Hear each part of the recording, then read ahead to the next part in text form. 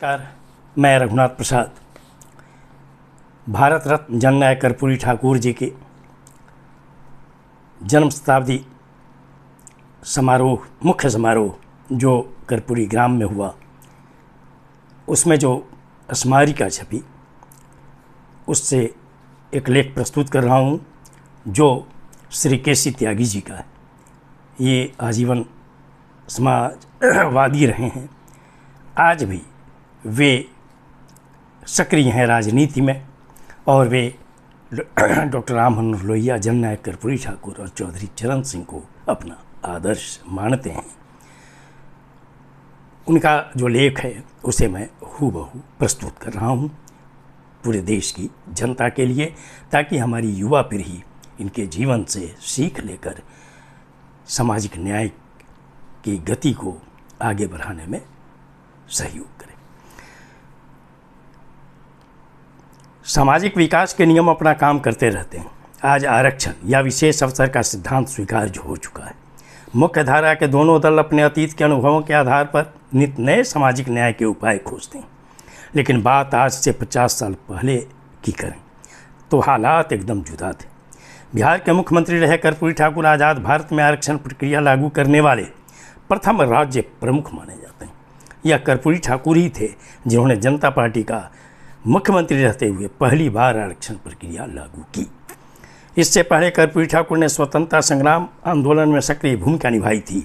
वह समाजवादी आंदोलन के अगुआ नेताओं जयप्रकाश नारायण और डॉक्टर राम मनोहर लोहिया के साथ लंबे समय तक कार्यरत रहे।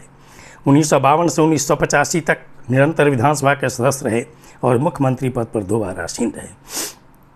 चौधरी चरण सिंह के नेतृत्व में राष्ट्रीय लोकदल के निर्माण में उनकी महती भूमिका रही और बिहार आंदोलन में जेपी के बाद वह सबसे कद्दावर नेता थे। उन्हीं दिनों की बात है जब मुझे उनके नेतृत्व में काम करने का मौका मिला। उनकी सादगी और स्पष्टता नई पीढ़ी के युवजनों के लिए आदर्श बन जाती थी। सामाजिक समता और सार्वजनिक जीवन में शुचिता के मामले में उनका कोई सानी नहीं था।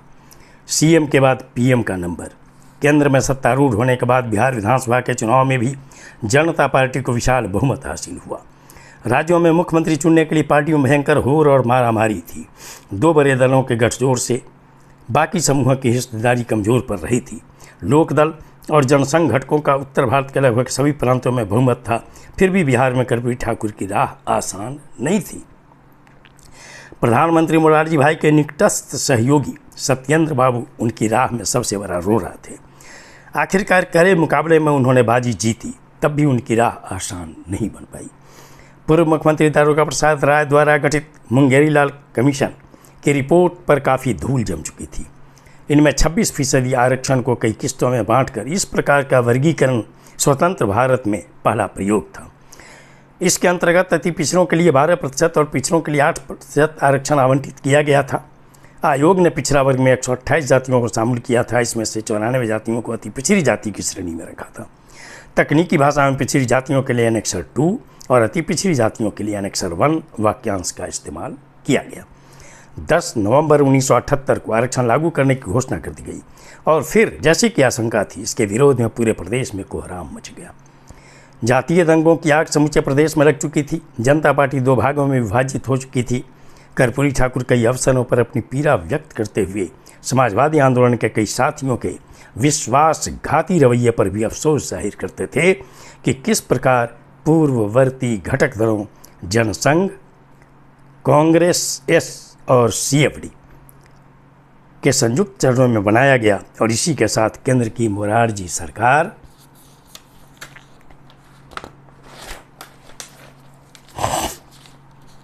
के पतन की प्रक्रिया भी शुरू हो गई। इससे पहले उत्तर प्रदेश के राम नरेश यादव और हरियाणा से चौधरी देवीलाल की विदाई हो चुकी थी। जनता पार्टी में वैचारिक ध्रुवीकरण की प्रक्रिया तेज हो चुकी थी। राजनारायण और मधुलिमा के नेतृत्व में लगभग सभी समाजवादी चौधरी चरण सिंह के साथ लामबंद हो रहे थे। बाबू जगजीवन राम, चंद्रशेखर और जनसंघ के नेता मोरारजी भाई के साथ खड़े थे। इसी बीच जनता पार्टी छोड़कर नवनिर्मित जनता पार्टी एस में सांसदों के आने की प्रक्रिया जोर पकड़ने लगी और कांग्रेस के लाए अविश्वास प्रस्ताव पर नए गठबंधन मिलकर जीत दर्ज कर ली। दोनों कम्युनिस्ट पार्टियों अकाली दल और बाबू जगजीवन राम से अपनी राह अलग कर चुके हेमवती नंदन बहुगुना लामबंद होकर चौधरी चरण सिंह के प्रधानमंत्री की ताजपोशी के पैरोकार बने। पहले दूर अब पास। कर्पूरी ठाकुर जी की जयंती शताब्दी वर्ष के रूप में मनाई जा रही है। विचार की शक्ति इतनी मजबूत होती है कि बिहार के लगभग सभी दल आज उत्साह के साथ इस दिन को स्मरण करते हैं। कांग्रेस, बीजेपी, तीनों कम्युनिस्ट दलों के साथ आरजेडी और जनता दल यू हर वर्ष इस दिन पटना में भव्य आयोजन करते हैं। समय का चक्र इतना ताकतवर है कि जिन दलों ने 1979 में उन्हें सत्ता से बेदखल कर दिया था, आज पिछड़ा सशक्तिकरण के योद्धा के रूप में उन्हें नमन करते हैं। बीजेपी और कांग्रेस के नेतृत्व के विचारों में आए परिवर्तन ने सामाजिक न्याय के आंदोलन को नई शक्ति दी है। दूसरी ओर कांग्रेस नेताओं ने बदलाव की लंबी लकीर खींच ली है। बिहार सरकार ने जाति जनगणना पर जो रिपोर्ट पब्लिक की, उसको उन्होंने न सिर्फ सराहा है बल्कि समूचे देश में जातिगत गणना को विपक्षी गठबंधन इंडिया का कार्यक्रम घोषित कर दिया है। हाल में संसद में पारित महिला आरक्षण बिल के अंदर पिछड़े वर्ग के कोटि की भी वकालत की है। एक दौर में उनके साथ संगठन में गुजरे क्षण अभी भी याद आ जाते हैं।